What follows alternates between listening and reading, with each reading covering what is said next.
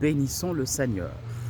En Marc 8, 8, on lit ceci. Après la multiplication des pains, les gens mangeaient, étaient rassasiés, et on ramassa les morceaux qui restaient des 7 pains que Jésus avait multipliés,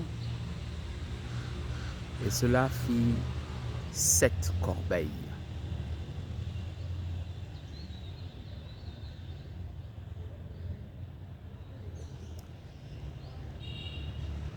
En nous éloignant un peu du fait indiscutablement miraculeux de nourrir 4000 personnes avec 7 pains et d'en avoir en reste 10 fois plus qu'il y en avait au départ,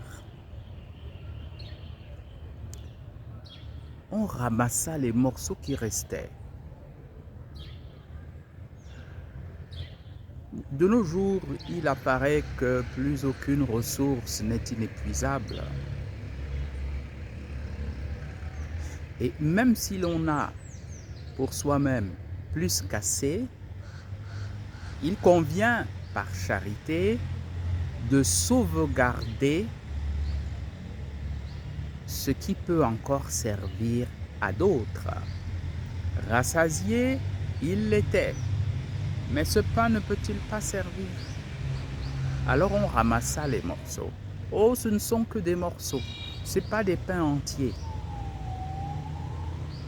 Qui d'entre nous avale un pain tout d'une bouchée? N'en fait-il pas d'abord des morceaux pour les mettre dans sa bouche? Autrement dit, au-delà d'une préoccupation strictement écologique, la charité impose que je me soucie du bien-être de la subsistance de l'autre, de la sécurité et de l'épanouissement de l'autre. Et donc, si je pose un acte qui va menacer la paix, je dois revenir, m'en abstenir. Si je pose un acte qui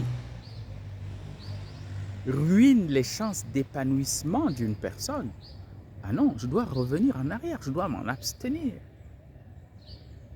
Et je dois aller plus loin pour non seulement ne pas gaspiller, dilapider, dépenser et perdre des ressources qui peuvent servir à autrui, mais produire ce qui peut servir à autrui, accompagner la production, la sauvegarde et plus loin encore, le partage de ces ressources. Dites-moi où est-ce que l'égoïsme a sa place là-dedans? Bien sûr, il n'a pas de place.